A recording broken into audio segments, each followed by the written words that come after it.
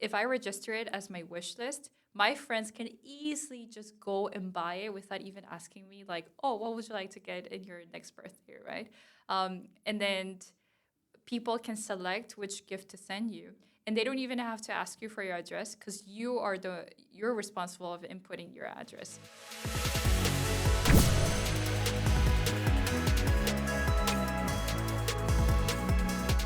Welcome back to episode 2 of the Kate Content Podcast. In this episode, we're going to focus specifically on two companies, Naver and Kakao, which are the two quote-unquote big tech firms of South Korea. And as a guide, we're referencing their Q3 2023 investor relations decks or earnings reports. Look, we are no Warren Buffett or Charlie Munger here, just reading the raw 10Ks like hardcore, like those guys. But we do think that, but looking at these earnings reports or IR reports helps us understand their businesses a little bit more. So let's cover, on this slide, we see their timeline and then their kind of their M&A activity. Minchi, can you cover what they did?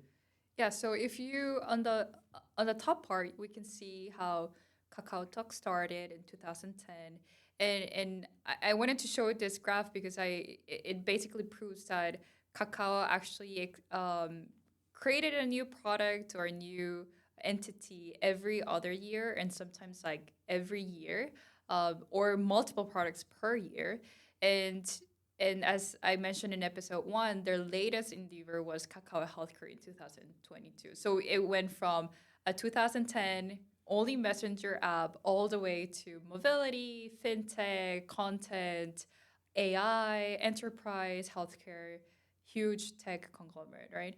And then talking about like subsidiaries, there's tons of subsidiaries and M&A activities that Kakao did. But just to mention a few, I think we need to mention obviously like the SM Entertainment share acquisition that happened in 2023, the big acquisition of SM of last year. We can see here in the M&A activity that a lot of mergers have been done between their content and entertainment businesses. So for example, like before there were Kakao Pages, which is the Webtoon division, was separate to, for example, like the agency, entertainment entities, but they all merged into one. And now Kakao Entertainment is one holding company for all these different businesses. You can see in 2014, as I mentioned also in episode 1, the merger between Kakao and Daum, Daum being the main competitor of Naver. And yeah, I think we can move on to the specific business ecosystems of Kakao. So I have a couple of key takeaways. So number one, acquiring Daum, Melon, and SM is kind of the equivalent of acquiring like Yahoo, Spotify, and like a major music label. Spotify. Or right? Or The music SM, label. right? Right. So it's just quite interesting. And also why we're interested in studying this topic and analyzing it is that this is a super app. We do not have a super app in the U.S. for a variety of reasons that we won't get into just yet. But this is kind of like the playbook, and it did happen in Korea, and it's happened in China, and also through Line in Japan. But I haven't really seen it emerge in Europe or the U.S. just yet. Right. So that's why I think this is pretty interesting and worthy of us analyzing it. And talk about the merger between them. We're gonna see in the different business entities how within KakaoTalk, the messaging app, we're gonna see how they brought that information or the assets of Daum into the messenger app. And it's interesting that, and then we're gonna do like a high level comparison with Naver, is that Naver, all these synergies between the different business entities for Naver is the web-based interface, but for KakaoTalk, because it's a mobile-first messaging app, their entire ecosystem actually lies on mobile-first products, right? That makes sense. So yeah, as mentioned in episode 1, all Kakao businesses can be, separated into 2 different buckets. Bucket number 1 is platform, and bucket number 2 is content. This graph clearly shows us the three different segments of platform, being KakaoTalk number one, the messaging app. This is the core backbone entity of Kakao, the holding company itself. New businesses. Under new businesses, we have the mobility section, all the enterprise endeavors that they're doing, Kakao Brain, the AI division, and the healthcare um, new projects that they're trying to do. TechFin, it's just considered FinTech. I think this is the Konglish part of the tech. We have two main businesses in Kakao where they're called Kakao Pay and Kakao Bank, and I'm going to explain the difference between these two. And now moving on to the content side. So before you jump Right. to content, I have a couple questions about platform. Mhm. So I find it very interesting that they put Talk and Portal under advertising. So it's almost like they give away that service for free, and advertising is their business model there, Right. which I understand. But can you explain commerce a bit more and gifts? Because you were mentioning to me before about the whole birthday thing. Tell us more about this commerce piece. Right. The commerce piece. So uh, I'm gonna show a specific slide for commerce, John, Okay. and I'm gonna give you like the different examples of what exactly is Kakao Gift, what exactly is store, and like Got it. what are makers. But just to give you a high level explanation of what is commerce is there is a commerce segment within Kakao, so people they don't have to leave KakaoTalk interface to buy stuff or to give stuff to their friends. And this is, I think, the coolest and differentiation point of KakaoTalk compared to other e-commerce platforms. Right. So content side, as we mentioned before, we have Kakao Games. And then in the story, music, media vertical, we have Kakao Entertainment, Kakao Picoma, SM Entertainment, since Kakao become one of the largest shareholders. And we're going to dig deeper into every single business mentioned here in this slide. And one other comment about this slide, which is we mentioned in episode one, is they list the percentage of ownership they have in that subsidiary, and then the market cap in I think billions of Korean won or trillions actually. So it's just interesting to see that sometimes they own more than 50% of something, sometimes they own less than 50% of something. It's rare to see like a U.S. tech company at least have their subsidiaries where they don't own the whole thing. So just seems like a unique Korean corporate structure scenario. And to add on to that point, John, like Kakao Brain and Kakao Healthcare are relatively new initiatives, right? So if the theme of Korean tech firms, as you mentioned, like they start inviting other private investors into these entities, then within a couple of years we're gonna see this 100% number for Kakao Brain and Healthcare reducing, and then inviting other investors and other partners, let's say, into their market. Actually, this is kind of healthy because when you think about from an institutional investor perspective, a lot of times when they have like an investment thesis, they want to invest in something kind of like a pure play, right? Like I want to invest in the content business. So I could see why this actually gives investors more optionality versus even whether it's a Kakao or even like an Amazon, you're investing in you're investing in the whole thing itself, which may not be for everyone. So this might be actually a good corporate structure for investors. And maybe the reason why they actually laid out the corporate structure this way is because they want all these businesses to potentially spin off in the future. That's a good point. So jumping to KakaoTalk, I'll talk a little bit more here because that's the only one I get access to in the U.S. So I use Kakao a lot to chat with my girlfriend who is Korean, and she deleted Facebook. So we just use Kakao. I've got other Korean friends and colleagues, and I'm just used to using that for them. And I know that what we see in our Kakao app in the U.S. is not exactly what the Koreans see. Just like a lot of my family members are Chinese, and they use WeChat, and the WeChat we use in the U.S. here is not the same as the WeChat in China. And essentially, just to reiterate, this is the super app of South Korea. And I think the latest person to attempt a super app in the US is Elon Musk through X.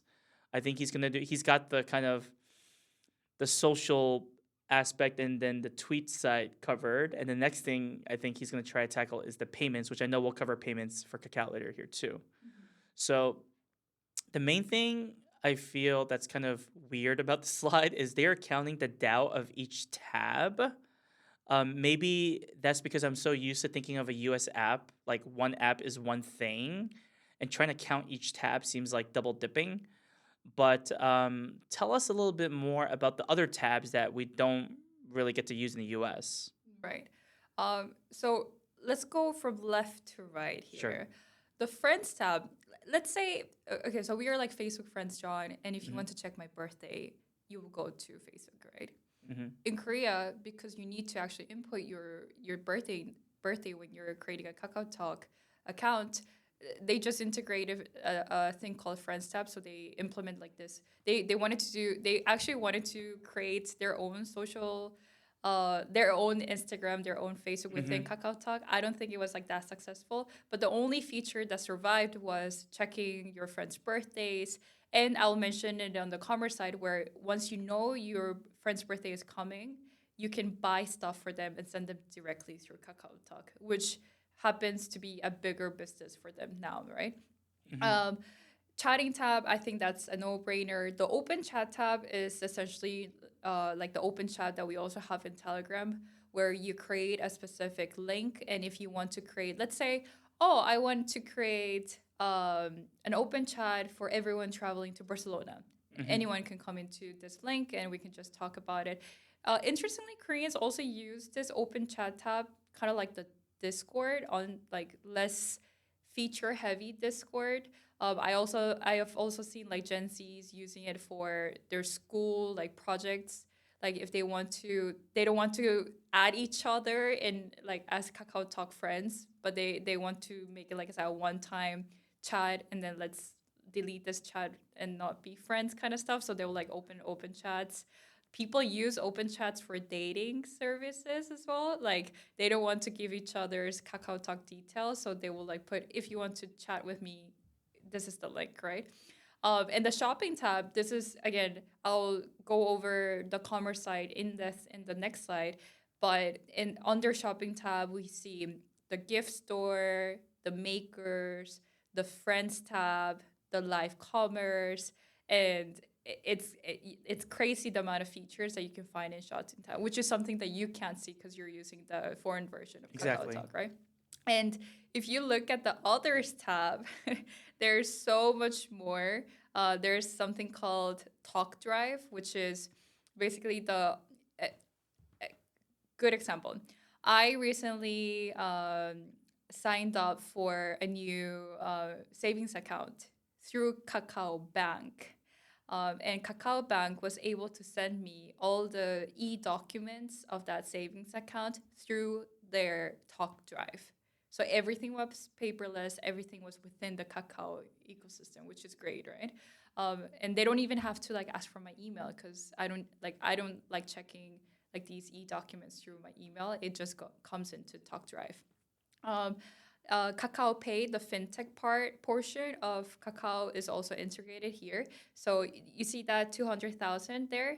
It means that this screenshot, like the person who owns the Kakao Talk has around roughly like $200 in credit in their Kakao Pay, and they will use this money to buy stuff in Kakao or send money, which is like the Venmo version of it, to their friends. And you can also like pay offline with a QR code with Kakao Pay. It's a beautiful, seamless experience within everything in Kakao Talk.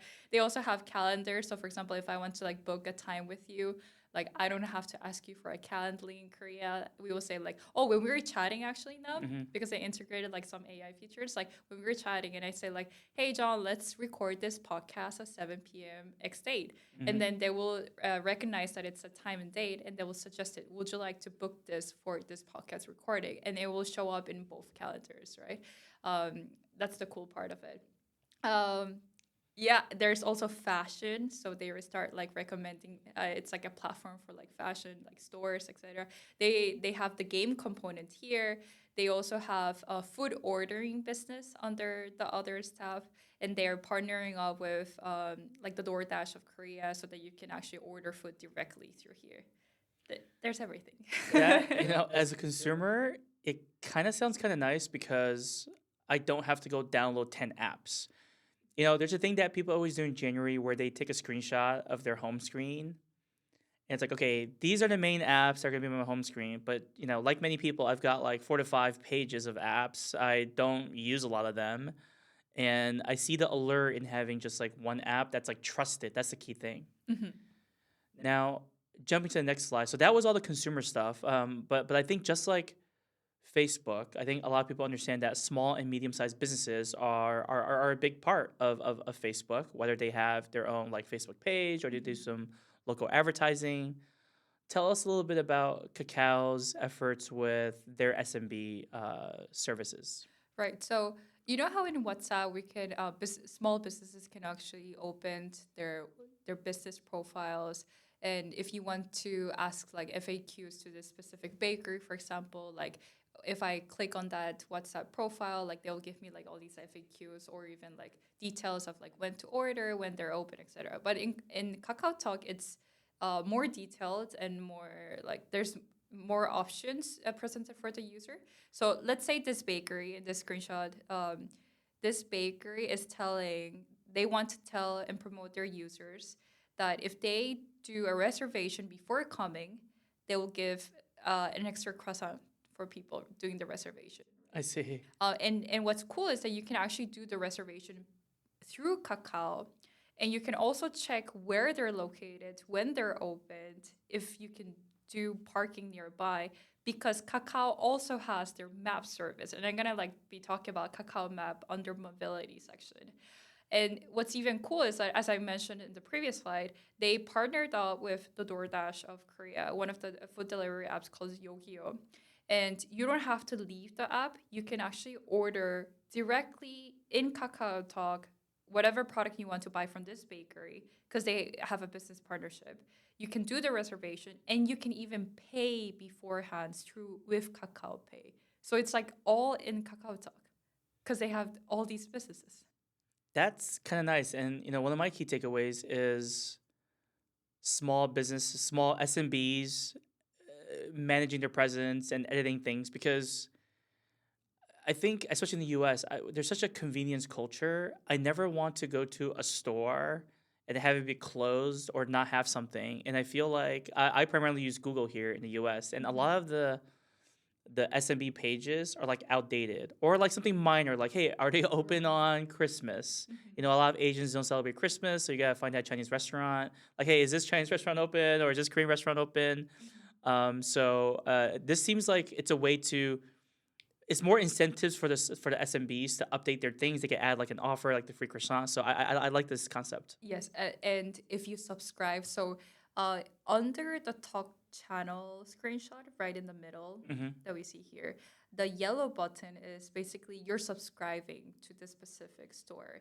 And if you subscribe, and if I'm the business owner of this cafe/bakery, I can Hmm. send out notifications for people that subscribe to my business. Hmm. And fun fact, John, I don't know if you knew this, but I used to own a wine shop before, a bottle shop. Did not know that, but that's cool. Yeah.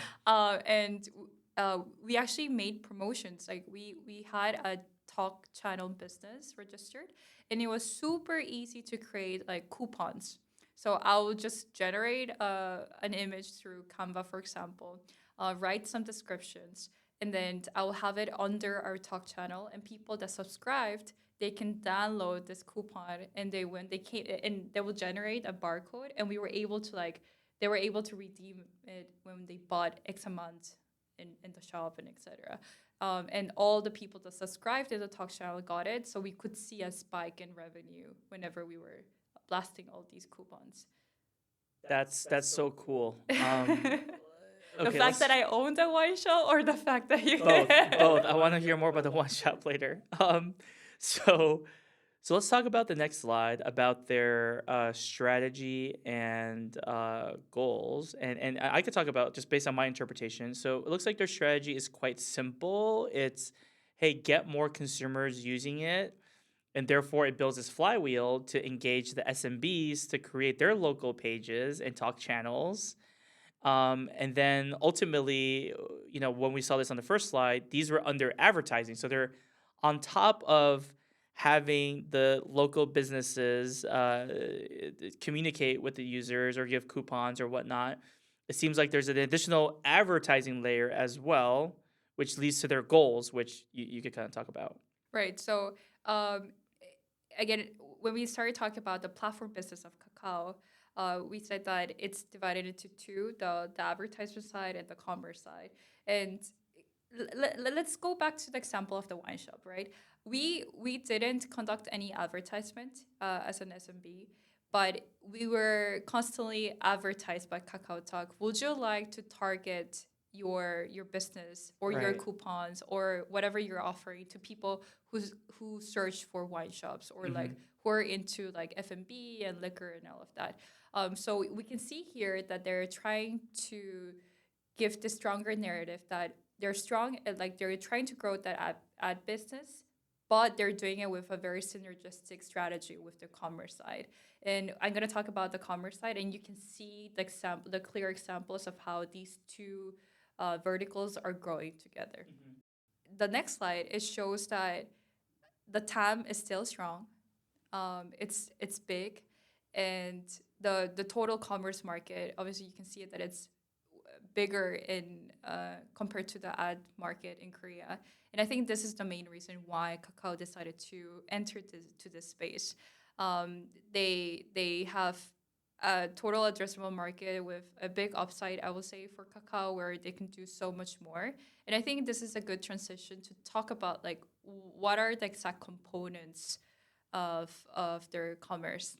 But before that, I think we should talk about the advertisement because maybe you have more further questions regarding this. Yeah, before I jump to ads, this is kind of like a preview to our Naver talk later.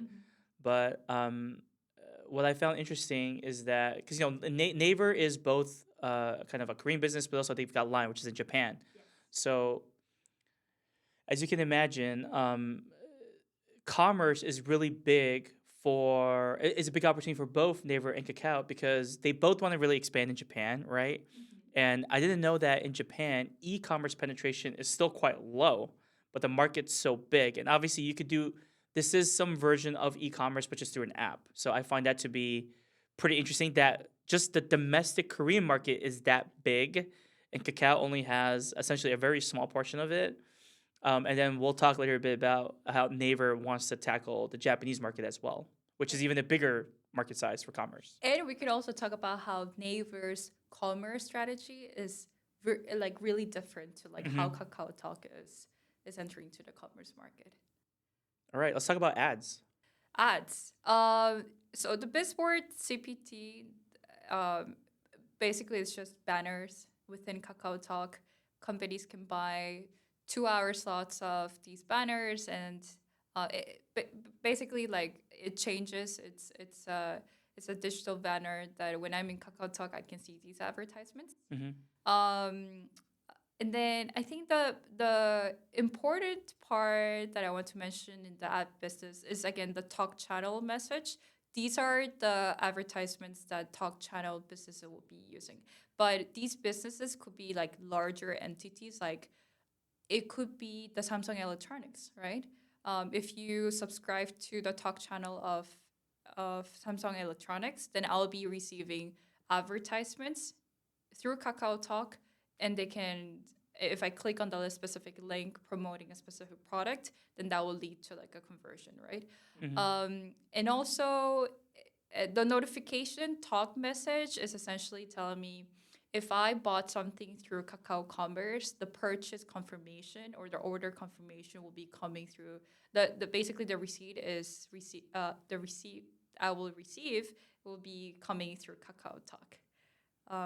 So yeah, this is like the whole component of like how KakaoTalk business works, and these 4 pillars are all sources of revenue for the advertisement side for KakaoTalk.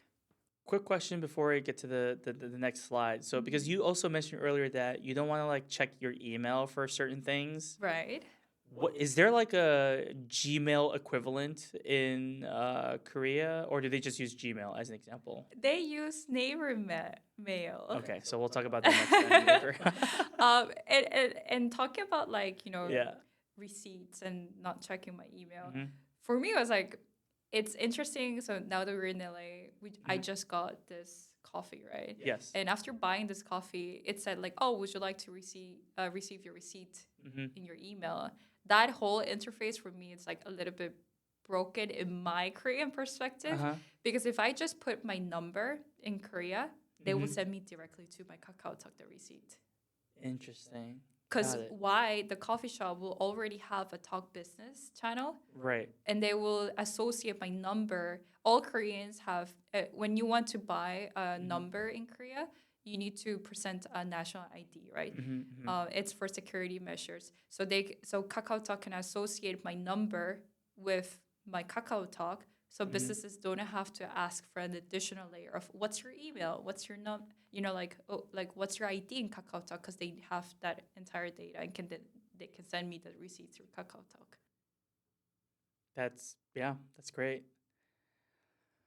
Let's talk about commerce. Commerce side.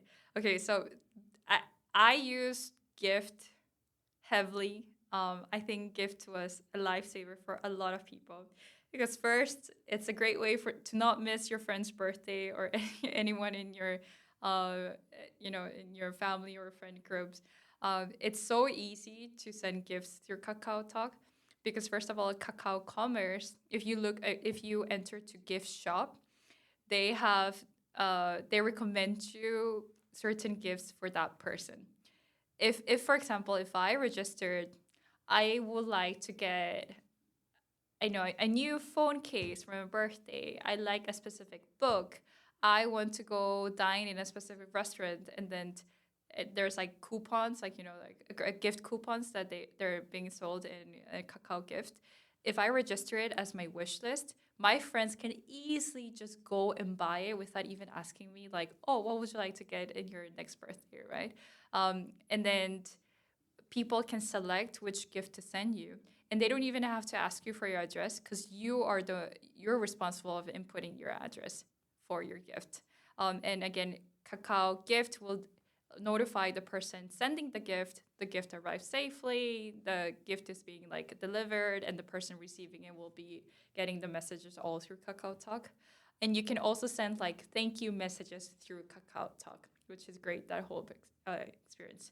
um, and then this is not part of commerce. I'll like be discussing it in the Kakao Pay section as well. But the Kakao Pay section also has like this portion of like, you know how like in Asian weddings we actually give money. Hmm. So Kakao Pay is a very, like, they understand the cultural aspect of all this, like gifting money, Hmm. aspect of Korean culture. Right. So if you don't have cash and you went to someone's wedding, you can Hmm. actually send them through Kakao Pay. That's cool because actually I just went to a wedding late last year and I just Venmoed them. I felt weird. It's like, oh, should I make it like write a card? And I'm like, Yeah, what do you exactly. do? Like buy a gift Exactly. card? Do you write a check? I'm like, no, I'll just Venmo them, and it was But fine. but Venmo is like so cold and Venmo does feel kind of soulless. It's like yeah. because I get your Venmo. point. So the thing is, like, you use Venmo after dining out with your friends, right? Yes, So it's like this. It feels weird that you're just like sending money to that person. But what Kakao Pay did was that you can actually select what kind of digital envelope you want to I send them see. money. So when they receive the money, it's like, oh, like congratulations for your wedding. Or if it's like someone's funeral, it would like the message that they receive is like different, It's right? like an elevated. No, I like that. That's a really good Right. idea. So, So so actually, that's why I like analyzing all these companies abroad. I mean, I know in this podcast we're talking about Korean because you can really learn a lot about different product ideas for what to build for your own products here in the States. Not everything's going to take off, like live shopping, which I'll kind of dive deeper into after you cover that. right. The store part is it's essentially like flash sales, and like Kakao store also owns like they operate like they have like flash sales for certain products or certain like collection of products, and they will be blasting advertisements. Would you like to like uh, get this discount? Buy it before the discount ends. Kakao Shopping Live. I would say that Naver Live Commerce is better than Kakao Live Hmm. Commerce. And maybe you have something to add on the live shopping live I, part. I I do. I've been really analyzing live shopping for a while. I find it to be incredibly exciting. The biggest market really is China, where it Mm-hmm. has, I think it's estimated to generate 647 billion in live shopping sales just last year. Right. In the U.S., the comparison is like 32 billion, so much slower. Mm-hmm. But like, kind of like a combination of you're talking about the store plus the live shopping. I think a big story that we need to just talk about is TikTok, Mm-hmm. because TikTok Shop, which is really the store, Mm-hmm. opened or launched in the U.S. last year. And actually, if you go to like TikTok career website, there are almost 1,000, if not hundreds of jobs just for TikTok Shop. So Wow. they're going big. Now, when you combine the live shopping aspect to TikTok Shop, that's what is really, I think, was missing from Instagram and Facebook, because Right. they both tried live shopping, but it didn't achieve the level that they were looking for, and they were both deprecated Mm-hmm. for ads instead, which we could cover later. But TikTok Shop plus the live shopping, um, this is just some numbers reported not by TikTok but by some LinkedIn influencers, but it was daily GMV topped 13 million, and with the run rate for that is 4.7 billion annual run rate. Wow.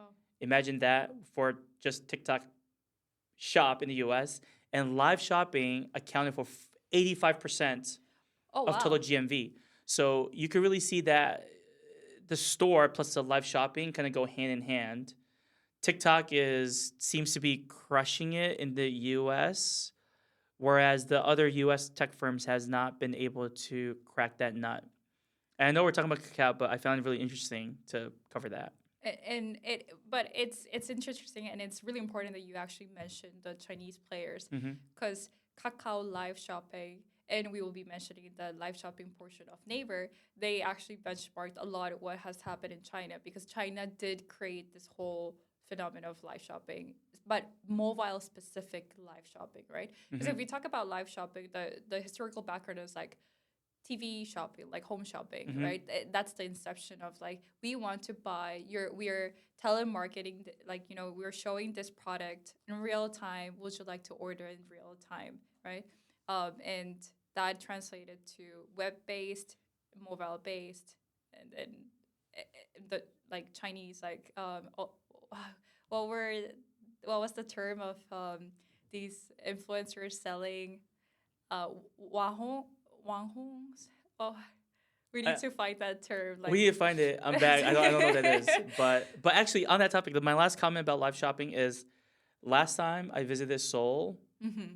I was in a shopping mall, and it is hilarious because it was All both these Chinese. Korean and Chinese live shopping influencers. It feels weird as a customer. It's almost like I don't want to go into the store because I feel like I'm bothering them. But they've got their own little Right, corner. They've got like a little right. tripod filming themselves. Obviously, you hear about live shopping on reports. I've tried it Mm-hmm. myself a bit, but it's just super interesting to see it like being so popular over there that it was in almost every mall I went to. But have you noticed how people, like, it's normal for us now? It's Like, normal for them, that's for yeah, sure. like Yeah. store owners, they're not like, oh, they're like used to this. Hmm. It shows that live shopping has been here for years now. Right. Right. And and for us, it's like kind of like funny. It's like, oh, now US is getting live shopping. It's like a Right. couple Right. years later, right? Like, Hmm. we thought we were late to the game compared to China, Hmm. Koreans, right? But now, like, the fact that there's like so many untapped markets in live shopping, that's, something to talk about and think about. Yeah, so I think the my store portion of it, like, you can personalize the shopping creation, meaning like what here it shows like which stores you usually visit, and they also recommend you these are the similar brands that you usually buy from. So that's like the algorithm part of the commerce part. Um, the gift part for Koreans, like, it's part of like our weekly KakaoTalk usage, I would say. And the reason why uh, they decided to launch that birthday notification and that friends aspect is because it directly translates. Sorry, I had to sneeze. It directly translates to the gifting. Can you start the part. last section again? 'Cause I Yeah. sneezed. So the gifting part of Kakao commerce is the most interesting part, in my opinion, because it's part of our weekly usage in KakaoTalk, right? Like I can already see like, oh, my friend's birthday or my ex-colleague's birthday is like coming soon in 1 or 2 weeks. I know exactly, like I'm already preparing it in Kakao Commerce, like what to buy, when to buy, how to send a message.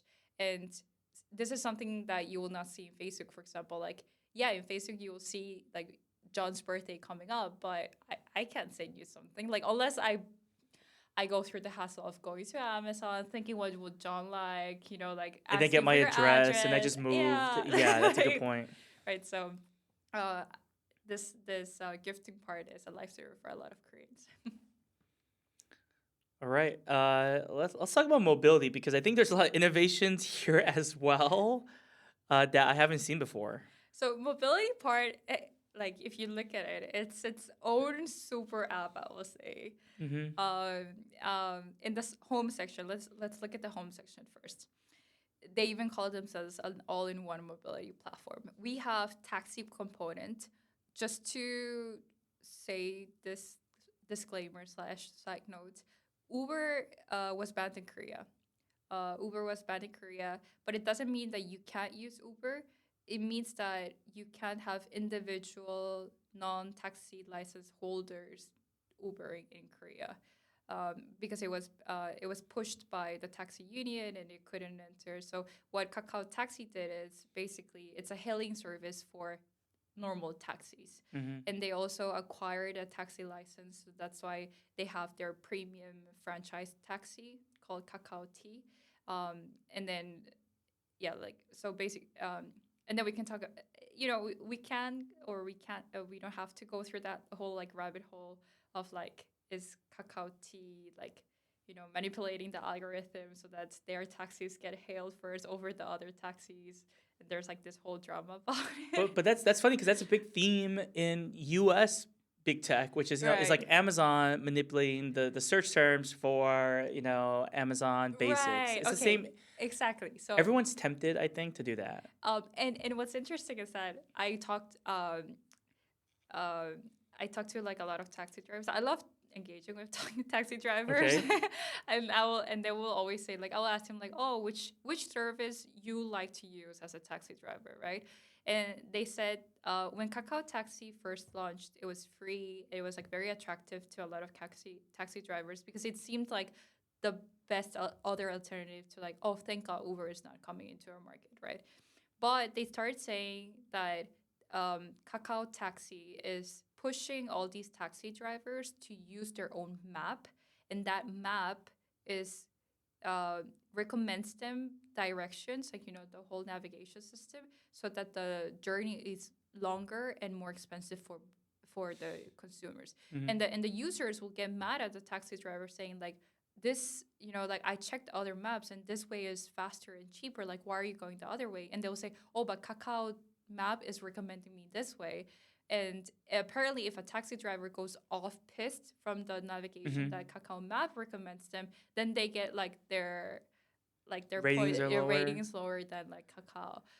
So it's very similar to what we see like big tech firms like Mm-hmm. we don't know what's happening on the back end. Let's just say that.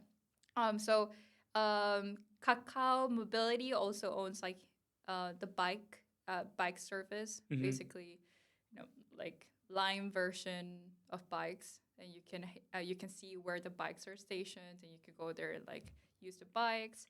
The driver part is interesting, which is like it's again it's its own super app within mobility, and it's a Mm-hmm. tab called My Car, and you can check. It's a platform where, as a car owner, I can check where's the nearest car wash. Is there a car wash center that is offering like special discounts, Mm-hmm. right? If I want a premium car wash, where do I need to go? You can also see that they integrated that navigation service through Kakao Map here. You can also see where I can get valid service for parking lots. Uh, if I want to get a specific type of maintenance, where do I need to go? They also started doing like quotations for like platforms of like selling their car and getting like, their cars quoted to, Right, right. which is crazy. Like, and then if you have an EV car, like where can I find the closest charging station? They also started selling car insurance, and I think this is like well aligned to the fintech arm, and we're gonna discuss this later. And then I need to talk about the parking segment of mobility, which is I think that a, a recurring theme of all these like tech firms, which is also like very present in the States, where Kakao and Naver has acquired a lot of smaller businesses and startups. And one vertical of Kakao Mobility doing this was the parking segments, the parking business. So Kakao actually acquired a startup called Parking Square, which is essentially it was essentially an app where you can find how many available parking locations nearby in my neighborhood, and like how much it is. Like, can I get a specific membership for this parking space? And after acquiring them, they started presenting all these specific parking lots within their Kakao Maps. So obviously, if you're navigating with Kakao Maps, these parking lots will be the first ones recommended.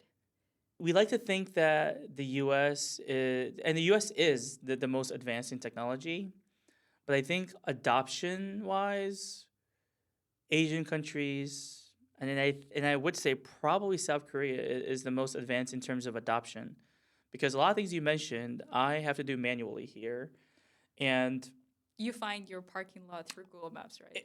and it's very hard because the parking lots don't bother updating their maps. Oh, And can I you don't check know the the price? hours. So, and then it's a terrible customer experience because let's say you go to a parking lot, it might be closed.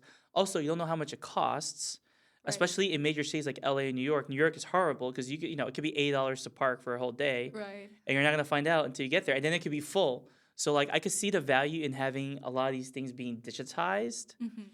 and even something like since I do have an electric vehicle, like trying to find a charger is always just like a hassle, and like because I'm depending on Google to list the Tesla chargers correctly, but they don't Right, always do. right, right, right. So I'm all for this future here of a super app and just having more things digitized for our convenience. Mm-hmm. Moving on to new initiatives. Um, I think this will be like a brief overview Hmm. of like what they're doing. Essentially, they're doing like enterprise cloud services, and they have an AI new initiative, and healthcare is like their latest thing. And you can see, so just to give you an example, you know how like in the other tab of Kakao Talk there was the Talk Drive. Hmm. Remember that? Yep. What I can predict is that Kakao Healthcare, they're gonna start giving out um, these like services to like start selling services to medical institutions, the government, and also the patients, right? So they will be receiving all these like medical related documentations through Talk Hmm. Drive. So again, it's going back to their core business of Kakao Talk being the center of all these businesses, right? Yeah, and the main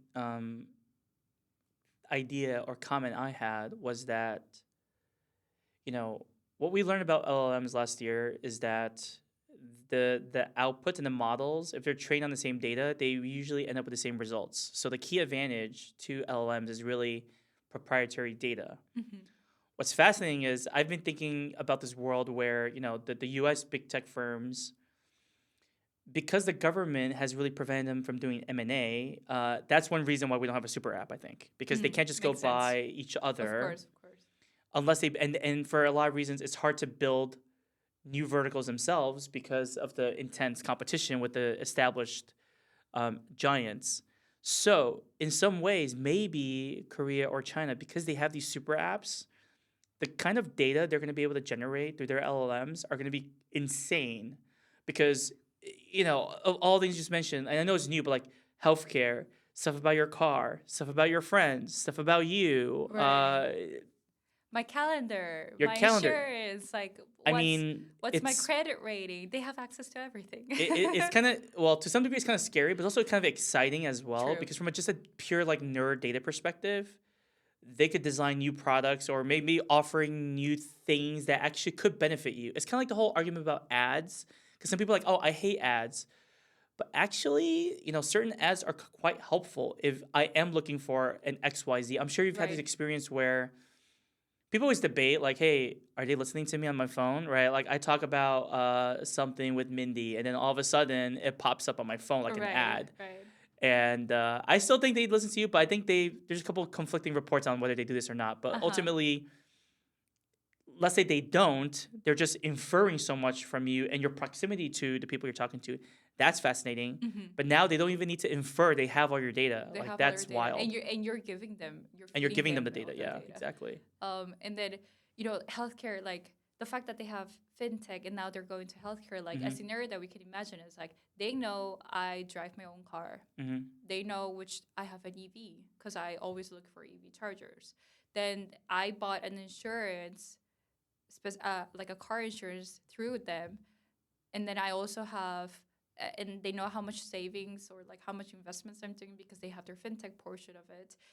And then they know that I usually walk more, like a certain, like like all these Mm-hmm. data points, and then they will be like, oh, based on like compared to other people in her age range, she's more active, and then they can start like recommending me because of the health point data they have. They can give me more like better recommendations of health insurance, and that'll be bolstering their fintech division even more because they will be selling more insurance products. And then based on that, like as you said, like all the things that they can do within this one single ecosystem is limitless, to be honest. And then we didn't even cover fintech yet. That's the so fintech. Let's get into it. Oh my Fintech. god. The fintech portion, there's two. Fintech number one for Kakao is Kakao Pay. Mm-hmm. Essentially, it's they started as the money transfer feature, the Venmo, PayPal, like, and now they're doing on offline payment. I can go to a coffee shop and pay with Kakao Pay. Mm-hmm. I can get loan referrals through Kakao Pay. I can also, uh, you know, buy sell securities because now they have a Kakao Pay securities MTS, which is Right. crazy. Right. Right. Now they know like what stocks I'm interested Mm-hmm. in, Mm-hmm. right?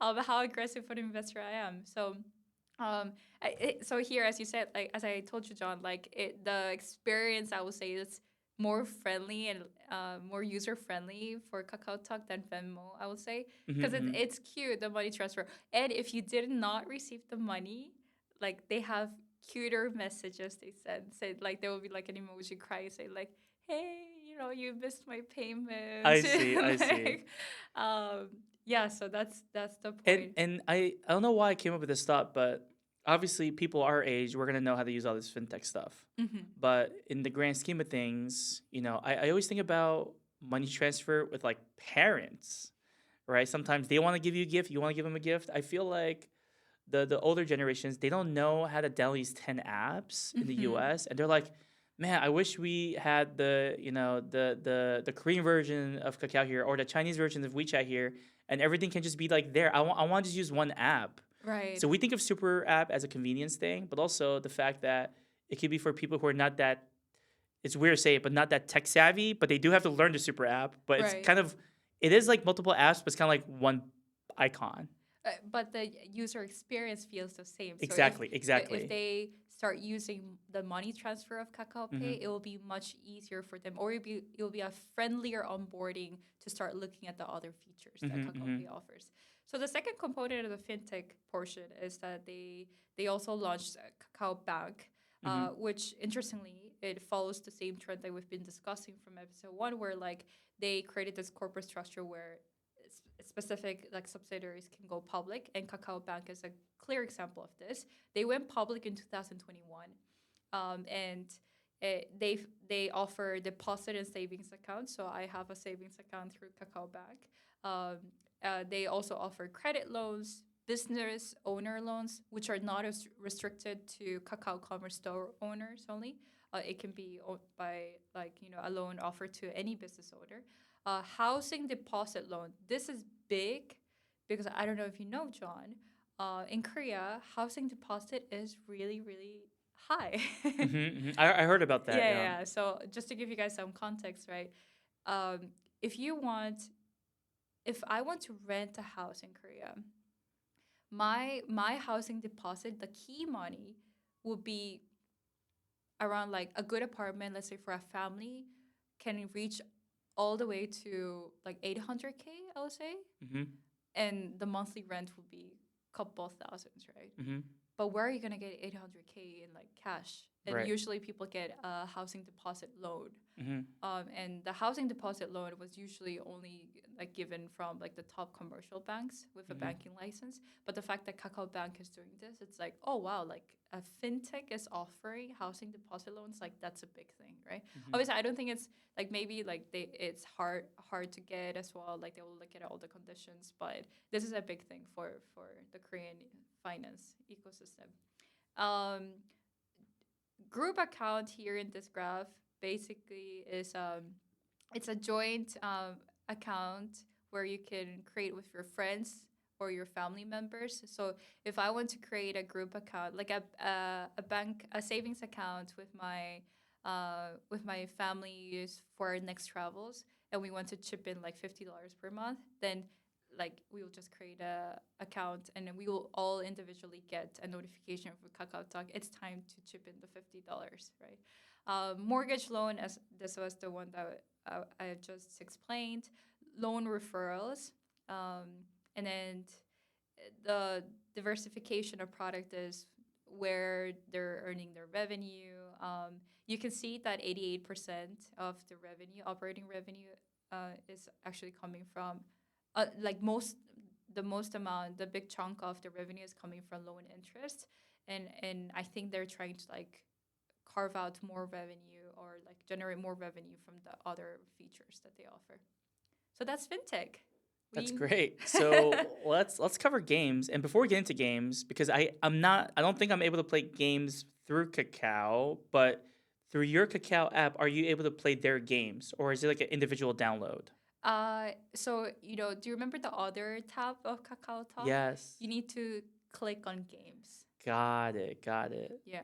So first, I'll just say that there are lots of publicly traded game companies in Korea. I believe Kakao Games is actually listed as a separate company, but they're not one of the top game developers.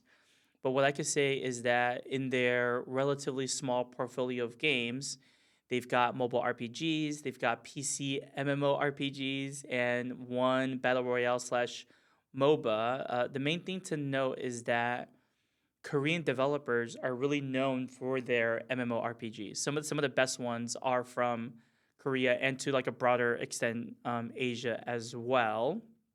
But since they're not one of the biggest publishers or developers out there, that's kind of I'll leave it there. And maybe let's talk about Kakao Entertainment next. Kakao Entertainment.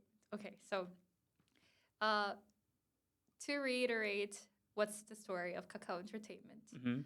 Kakao Entertainment was born as from the merger between Kakao Page, the webtoon division of Kakao, Mm-hmm. and Kakao M, which is Soul Records, YBM Soul Records, Low End Entertainment, which were all doing record label, talent agency, music production, event management, concert production, music publishing, all of that. Uh, and the M before it stands for Melon, which it's the main music streaming service of Korea that they acquired from SK Telecom. Music, obviously, and the media part part of their business, which they're not producing, as you said, John. They're not producing like a whole bunch of like video content, Mm-hmm. Mm-hmm. but they really want to expand this portion. And yeah, so that's why they were called Kakao M. But later they decided to merge both Kakao Page and Kakao M into one entity, and that's how Kakao Entertainment was born. Um, Radish, the two big media startups that they acquired, Radish and Tapas Media, is also under Kakao Entertainment. And we're going to be discussing what is Radish, what is Tapas Media in our Webtoon episode. Yeah, so and then the left side of this slide shows Picoma. Picoma is essentially the manga distribution app that they have, and it's a separate app um, because it deals with like Japanese IP and Japanese like manga content. All right, we let's talk about SM again, and also still a brief overview as we have a whole K-pop episode. But just as a reminder from episode 1, there was a whole battle between Hybe and Kakao to acquire a large portion of SM Entertainment. Kakao ultimately won; they got 39.9% stake. I think the legal drama is still happening, so who knows what will ultimately happen. But as of right now, Kakao, they have their shares. And what we could say about SM is that, they were one of the OG music labels in Korea. And now it looks like doing they're doing the best domestically. However, the strategy for all these K-pop labels, as we mentioned earlier, is to start off in Korea, expand to Japan, maybe China, and then go broader. Actually, on that topic, could you share that story about K-pop in China? So I think you've heard this from someone, and I just like added a comment over that. So Got what it. happened is like the first generation of let's say like they're now old bands, but they were like foreign K-pop idols that were big in Korea, and they were from Thailand, they were from China, from all like Southeast Asian countries.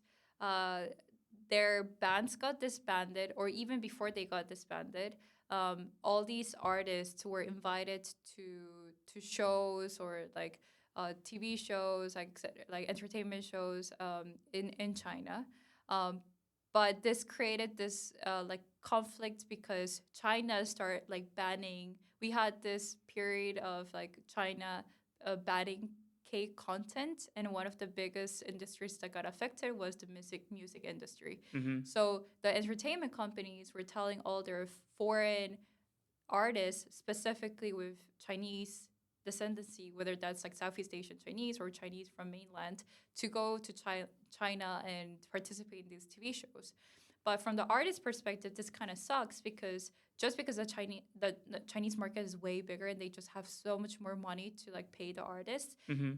if a K-pop or ex-K-pop artist could go to the Chinese market, they could potentially earn more per TV show that they participate. So this created some conflict. There's still like a lot of debate where like should they be allowed to go, or like who like does the entertainment, can they really hold their artists from like spreading their wings by independently. Um, but I guess this is something that we'll be discussing in the K K-pop episode, because you Mm-hmm. had this interesting theory, John, where like in the States it's more of like the individual artists, they're gaining all the spotlight, and people rarely know who is the agent, who is the label, Right, right? right, right. But then in Korea it's like SM and then all the artists. Like Got it. everyone knows the BTS is Hive. Everyone knows that Blackpink is YG. Like we but then in the States or anywhere else, like we don't associate that corporation or that entity with the specific artist. Mm-hmm. And yeah, so like that's a interesting discussion that we can make in the K-pop episode. Okay. So, um, so we have some future slides that talk about the revenue split. But what was really interesting to me is that content and platform have content makes more money than platform at the moment, not profit, just revenue. And I think that really talks to the flywheel that they're trying to do with content. So, can you talk to this slide? Right. I think this is the most important slide of this episode. to be honest. And I think we need the flywheel that you're talking about is the middle section of the slide where Mm-hmm. they're taking uh, because they have the webtoon and the web novel business, they can take this IP, create derivative video production, or create a different like talent pool, and then to create with that video content or that additional talent casting that they can create music and original soundtrack that comes out from that video production, and then that can also be producing more new IPs, and the flywheel gets stronger, right? So And let me add to yeah. that. So that's why. Okay, now going back to my Spotify Wrapped, Mm-hmm. my first three artists were just popular bands, but my number 4 and 5. I think now that I've listened to a lot of Korean music as well, there are artists who focus purely or primarily on Yes. making soundtracks for TV shows, Yes. and they're Yes. pretty catchy. It's not just like a random song. It's a popular Right. song. Right. Right. Right. And as you said, like there are certain artists that if they cover it, it's additional points to the TV series. Mm-hmm, But it's also like people would like as a foreigner, you don't know who IU is, for example. mm-hmm. But then it will be so catchy that you will start like looking at her other songs, I see. right? And then in their song title they will say like, oh, this was a song for this specific drama. Mm-hmm. So that it opens you this door of like, oh, what other dramas did they create the soundtrack for? But then you will realize, oh, this drama content actually came from Webtoons. So that's like the flywheel that we're talking about here, Mm-hmm. where everything is connected. Right. So last last slide of Kakao is we just wanted to show you guys an overview.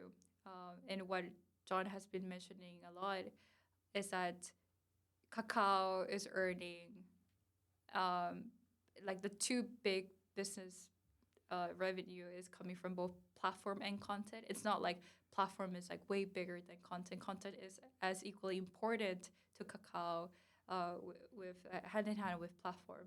And this slide clearly shows us this where content is growing fast. It's even bigger. It was even bigger from like Q2, Q3. And you can see the specific breakdown. Um, we can see that in the last quarter, Q3 of 2023, music was big, the story composition was big, game was fairly big as well.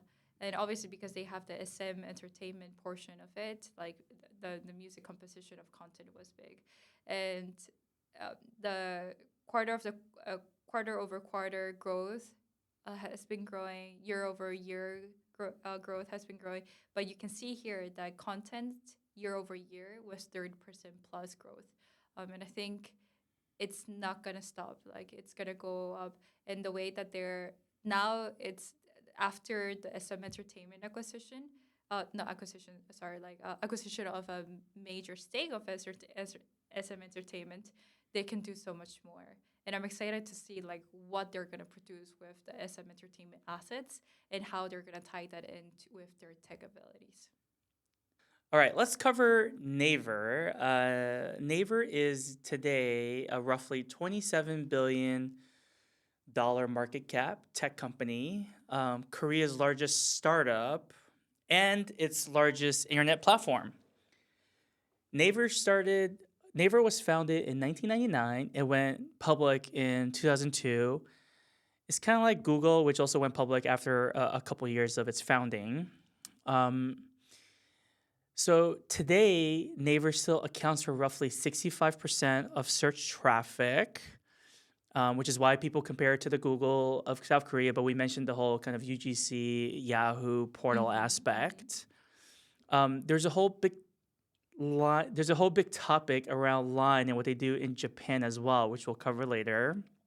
And like everything we just said in Kakao, Naver is also expanding more into advertising, e-commerce, stores, and fintech, cloud computing, and content primarily through Webtoons. So on the acquisition side, I think some of the more notable ones recently are Wattpad in 2021 and then Poshmark.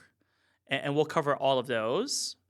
So unlike the IR report, we are primarily going off of the earnings report, which is more dry, I'd say, and less visual. So why don't we start off that as a way to look at their segments? Right. So under Naver, like Naver has main segments. These are the following: search, commerce, fintech, content, cloud, and future R&D. Search, we've mentioned this a couple of times now. It's basically the Google plus the web portal business, and they have a key differentiation point because there's way more Korean language content in Naver over Google, and that's why they still have a big dominant market share over Google in Korea. The cover side, we're gonna discuss this further later in the slides, but Naver is operating like a 3P marketplace. If we compare it with Coupang as the Amazon of Korea, they made a splash IPO in the States in a couple of years ago. Coupang operates their own inventory, and they're also a marketplace. So that's the differentiation point between Naver, where Naver does not, they don't have like warehouses, they don't manage inventory. They're just a platform where the sellers come, upload the inventory, they run ads to promote their products, and how that works. Commerce side of Naver has a good synergy with the fintech side, which is the next vertical that I want to talk about. The fintech portion of Naver is primarily Naver Pay, very similar to Kakao Pay, but a little bit different as well.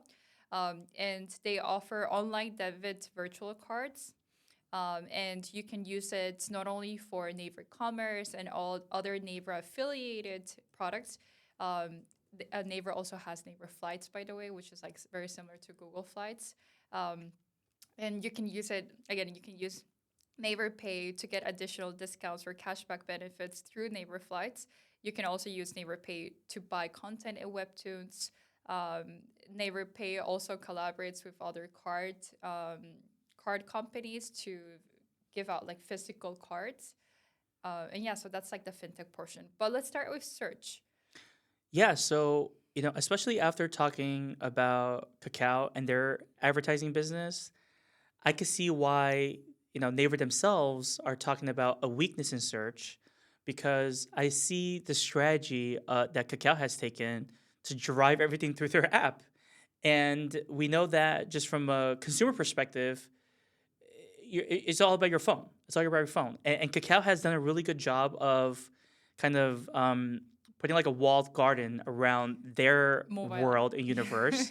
So I could see why people, it's like less likely to just go to Naver or a Google in the US in the sense to just search for something.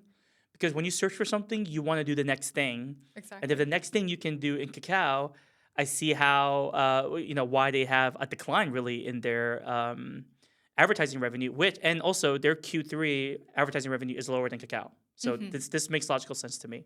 Right. And then I think that's a good overview of the search side. The commerce side is interesting because commerce for Naver, just like Kakao, commerce had different components to it. I think I need to give you guys a run through of like what means Kakao a Naver commerce. There's Naver shopping, there's Naver store, and there's Naver cafe. Um, Basically, if the backbone of Naver commerce is the small businesses like Kakao, the small businesses coming into Kakao, right? In the Naver definition, the same thing will be present in Naver. And if I'm an SMB, I'll be opening a Naver store. If the Naver shopping part will be more for like enterprise, like if I'm a big entity and I'll be offering like my product and inventory, that will be Naver shopping. But also individual sellers selling their products will be also under Naver shopping. So it's like a little bit more complicated, the dynamics between Naver commerce. It's not as clear cut as Kakao, I will say. I wish we had like a screenshot showing the Naver shop. And Naver Shopping, Naver Store, and Naver Cafe. Does Naver have their own app as well? I'm assuming yes. Yes, it does. Got it. So they, But they it's the have their same own. interface as the web portal. I see. Yeah. But it seems like from a mobile app perspective, Kakao's just more dominant because they were mobile first, given the whole Exactly. talk. Exactly. And Naver, as as a SMB, you want to probably advertise on both because they both have they're both still dominant. And then it just even in the first couple of slides, it seems Naver is just a little bit less consumer friendly versus Kakao, where I see how every single thing ties to each other. Mm-hmm. That being said, Naver is still the biggest tech firm in Korea, so I don't want to discount that. Right. So the biggest difference that I would say is yes, Naver has its own app, but Naver looks like Yahoo, right? Mm-hmm. So it's not like Kakao where you have different tabs that you need to click for commerce side for mobility. It's not like that. It's not like a super app with small apps with subsidiary apps within that app. Naver app mobile app just looks like the Yahoo app where you will find news, you'll find commerce. It's not I like see. divided into different segments. It's not like I need to. What I'm trying to say, it's not like I need to click on Naver Shopping for like shopping commerce related stuff to appear on my Naver app homepage, right?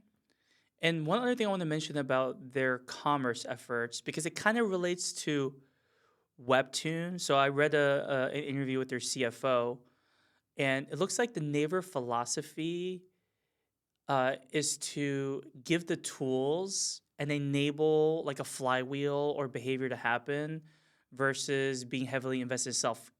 One example is, they're not really doing like the first party inventory model like Amazon and Coupang. Mm-hmm. They're kind of like in between an eBay and Shopify. They provide the tools, and individual sellers can go there and set up shop. Just like Webtoon, where they provide the tools and people, the artists can come make their own Webtoons. Yes. And they Yes. claim they don't put their thumbs on the scales to see which is more popular or not. They let the quote unquote open market decide. Maybe. The Webtoon artists say they do, but Right, yeah. right.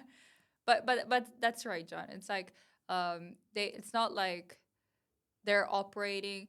So I think what the big difference between Coupang and Naver Shopping and Naver Commerce is that Naver, even if you want to, what I will do and what a lot of Koreans will do is if I need to buy, for example, a new hair dryer, I will actually go. I go to Naver and search hair dryer, and Coupang products will be the options in the Naver search. But I also get other options available for me, like 11 Street Commerce. Are they offering a better price than Coupang? So I can actually like compare like the price points of the same product through Naver, not only like Coupang, which would be like the Amazon equivalent products, right? Yeah, and what's also interesting is that they acquired Poshmark, which I didn't really know much about until I started researching for this podcast. And Poshmark is a company where you can what they call re-commerce. You can buy secondhand fashion items online, and some of these secondhand fashion can be quite expensive. It could be like unique sneakers or and other apparel. So it kind of plays to this whole thought that they're just trying to do something different, not just copy the exact playbook. I agree. Now let's talk about Naver Pay. Is it how similar is it to the Kakao's offering, and why is it different? Because it is their fintech business seems to be growing, whereas the other two so far has been either flat or declining. So the Naver Financial was launched in 2019, but interestingly, Naver Pay launched a couple of years before that, which is an online payment service in 2015. So it's not like so Kakao FinTech, as you know how it was divided between number one Kakao Pay and Kakao Bank. Like Naver Financial, like both elements of it, it's under Naver Financial, and Kakao Pay came first, and then like the entire entity encompassing all fintech features was created in 2019. So they like Kakao, they do offer like loans, but the reason why I mentioned in the Kakao series that they offer loans to SMB, not only to Kakao commerce businesses, was because Naver loans for businesses are primarily offered to Smart Store, Naver Smart Store commerce businesses. So it's like they want to hold like kind of like wall garden that's like financial service to the people that are already like deeply enrooted in their system. And then they also offer like loan installments, payment services for customers using Naver Pay because they want to bolster that Naver commerce segment where you don't have to use another credit card giving you benefits for installments. Just use Naver Pay and we will give you the installments so that you can buy more through Naver shopping. Yeah, so as I mentioned before, they also did partnership with other card providers to offer physical debit and credit cards. And in most of the physical debit and credit cards under the Naver Financial is that if you use through Naver Commerce, they'll give you Naver cashback through Naver, and it's just like a loop. Like they're keeping you inside the Naver ecosystem, and they want you to use those points for Naver Commerce, specifically for Naver Commerce, right? Whereas like Kakao Pay, for example, it was just like debit card and you can use it anywhere else. Like it was not restricted to Kakao Commerce. Now let's turn over to their content business, which is really the focus of this podcast. And then they've got some very interesting details there. Let's talk about Webtoons, which is actually a duopoly between the two big duopoly tech companies. And Snow is very interesting. We'll talk about Snow next. So why don't we talk about Webtoons? Because what's interesting is like they kind of own the name of the company that describes the actual product. All right, and I feel bad for Kakao because they came later. They were not able to put like Kakao Webtoons. I see. So yeah, like Naver came first. Their entity is literally called Naver Webtoons. So whenever we talk about Webtoons, people think of Naver first. And Webtoons, I think we need to give a definition as well what Webtoons are. And they're digital comics that originated from South Korea, and it's you read it vertically by scrolling down, and you can view Webtoon via like browser mode, but it's mostly through your cell phone. It's a mobile first content. It's free of charge, but how they monetize is, for example, if an artist, if your Webtoon series is released every single week, every Friday, but you want to view the next episode before, like without waiting 1 week, then you will charge points and you will pay to view the next episode before anyone else. And they make a lot of money with this like anticipation, like free monetization. The In terms of volume, the global transactions for Naver Webtoons, it reached 820 billion Korean won, which translates to 632 million USD. And it led the overall growth of the content business. And we can talk about how like Naver Webtoons translated to other derivative forms of content that we've been talking about it from like episode 1, right? Then, but then, like I think now that we talked about the definition of Webtoons, we should also talk about like how old is this industry? Like how old is this trend, right? Right. And there's no like you've been asking me like, oh, was there like the first Webtoon content, right? I actually couldn't find what was like the first Webtoon content. I don't know if you were able to find that content, but I do know that this trend started in Y2K, like 2000, 2001. And obviously like Naver was the first, they got the first mover advantage. And the reason why Naver decided to move into the Webtoon business is because, again, like they saw their main business was search, their main business was UGC, and Webtoon being individual artists creating this Webtoon. For them, it was like another form of UGC and another way of like retaining their users 3 to 5 minutes more in their main business of search and web portal. But that business grew, obviously. So it kind of, yeah, I want to reinforce this UGC point again too, because um, I think South Korea and whether it's the apps or the market, it really was the first market to monetize these web novels and serialized, web novels.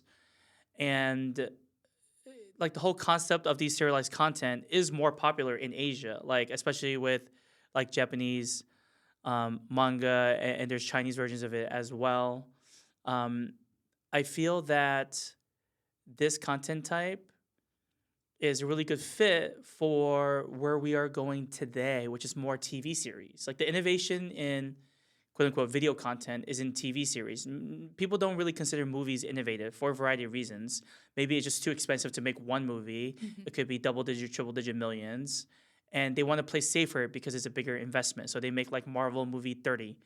But we can also see, especially on the Disney side, who are, like they're the ones who do this best. Like, as I said, like, Marvel Universe number 31. But that has started to perform worse, which is why, Disney movie slate and stock has been performing Right. poorly last year. Mhm. So I just feel like that's part of the reason why I wanted to research this podcast, was to dive into Webtoons and see just what is behind it. And it was surprising to find out that it started a long time ago, and this is not a new phenomenon. And then that this can really lead to content type, most notably right now, Netflix shows, but maybe it could be other content type too. Right. I think so. So going back to the movie side, in order to produce a movie, it can like, let's say it comes from a novel, right? Mm-hmm. Then how long does it take? How long do you think, John, a novel takes to be like written, for like public, like written and then published and then amass a significant fan base? Like that takes at least, I would say, like 5 to 10 years. Is that too long? Yeah, it depends, I Right. guess. Yeah, But then that being translated to a movie script and then not I see. knowing whether that movie will like actually reach Mm-hmm. a certain fandom as the original novel did, there's like a lot of risk points. Now, what Right. a Webtoon did was we all obviously started, like, Korea was already producing TV shows and great Right. movies even before the Webtoon craze. But what Webtoon did was, because it's so visual, Mm-hmm. the fandom, they were not only able to bring that fandom, that fan of that specific Webtoon series to whatever derivative content video production they were creating, whether that's a TV series or a movie, but because it's visual, it's so much easier to translate it than a written work, right?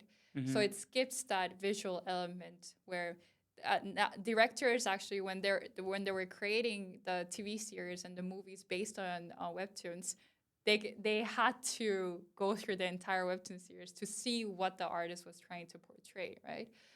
Like Sweet Home, like you can see the creatures. Have you seen Sweet Home for Netflix? I have not. Okay, so you can see like what the artist was trying to, like what kind of creatures he was trying to imagine, and then that just had to be translated in a CG method, like in the Netflix show, right? Um, yeah, so So we have a lot more to cover in the webtoon. I mean, that's a whole big topic in itself.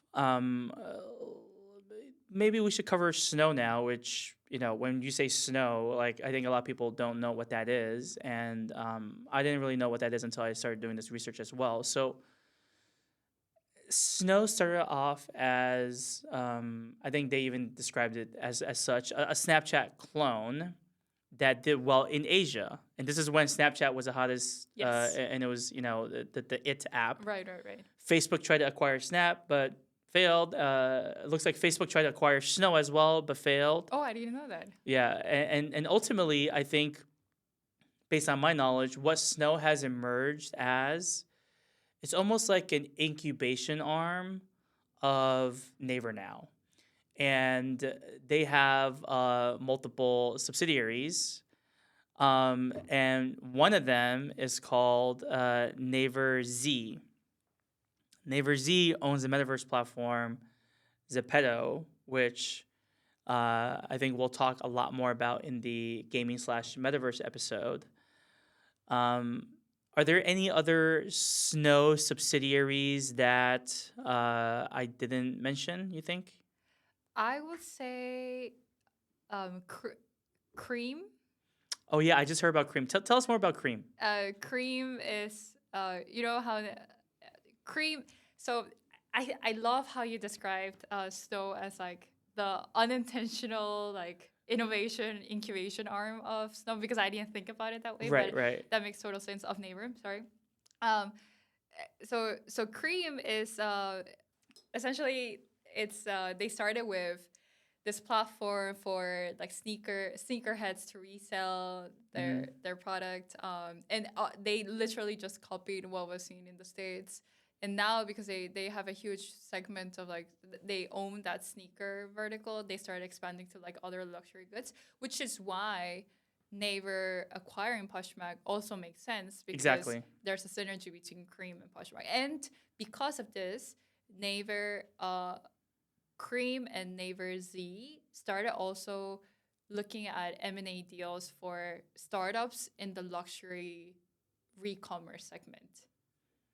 That makes sense. Right. So, and then as just to add on, like that whole analogy of Snapchat is also like brilliant, because if you look at the timeline when they started, this was when Snapchat was like creating all these like crazy filters, Hmm. AR filters, and Snow started with that Snow camera, which Snow camera was just like filters Right, with right, like right. AR filters, and that AR filter expanding to like the metaverse and like Naver Z and Zapeto, like that just it was like a natural transition for them. Cool. Well, let's now cover cloud. Uh, it seems like just like Kakao, they're expanding into like a AWS type business or Google Cloud type business. They've got that.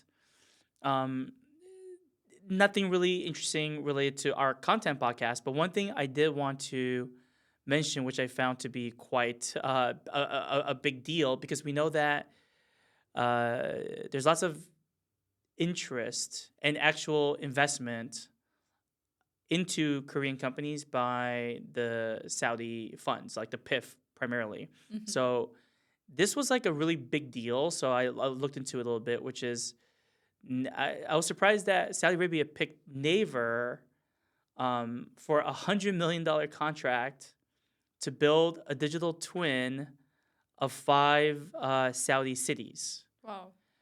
That is a really big deal, and I think the Korean companies have a really good reputation for Saudi to pick a Korean company over, let's say, a U.S. tech company to do this thing. Mm-hmm. So I find that to be quite interesting, and I think it was probably back then when people were defining what the metaverse is, and a big use case for the metaverse was like digital twins.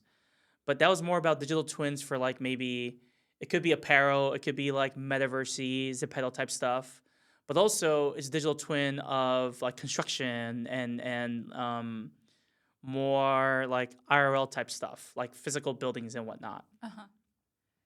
I Yeah, like I would say the reason why Korea went big and doubled down in the metaverse thing is like it's because Korea landmass is so small, and we Hmm. had to create digital twins. Like for the government, like creating digital twins was like part of that agenda of like we have limited land resources.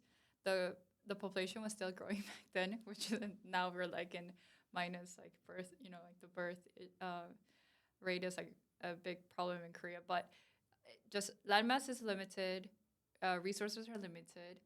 We're strong in tech. Uh, we also have the talent. A lot of like all these like people that worked in gaming industries that know how to draw and actually engineer like these like metaverses were there. So that equation just made sense, and I think that metaverse, that's why Korea like was spearheading like that movement, and digital twin for the Korean government just made sense as well, as you said, like, and I guess like that's how we started exporting that project of digital twins to other countries. And the last slide I'd like to cover is really like the P&L by segment. And what's interesting to me is that Naver looks like it's kind of it's pretty flat, whereas search is actually even declining. So I find it to be interesting, like because it is the biggest tech company. I mean, the biggest. I get when you compare it to like Kakao, this is much bigger. But Kakao's revenue for its content business seems to be to the up and right. So I'm interested in this because I think next year there are plans to list the U.S. Webtoon business, potentially on the U.S. stock market. And now it kind of goes back to what we said earlier about why these companies keep listing their subsidiaries. I think one reason is to just generate capital, because expanding globally is not exactly it's an expensive endeavor. Also, kind of jumping more to the tactical level, I have talked to a lot of just Korean colleagues, and unlike the U.S., which for a while, especially in tech, the salaries were out of control, which is why we have this major correction in gaming and tech. Right. Generally, I would say that Korean salaries are like not extravagant. They might be even like lower than average. Mm-hmm. So the fact that I think they're running pretty lean. I don't think Korean companies are wasteful, but still, there seems to be some. It's kind of like flat / decline in Naver. So I can see how listing subsidiaries that may be promising, it gives them some capital to invest more in other areas. Sure, and even if these like subsidiaries go public, the holding company would still hold a big portion of the shares of those like subsidiaries going public. So it will like the synergy will always like translate to Naver shares going up as well. Right. So foreign investors can invest directly to the Webtoon segment if Naver Webtoon US goes IPO, but then they will also indirectly invest into Naver business because they know that they're all tied into together. Well, that makes sense. This episode we just covered Kakao and Naver. There's 10 other companies in these, half a dozen content types we got to cover in the future episodes. So that wraps up for today. Thanks, Minchi.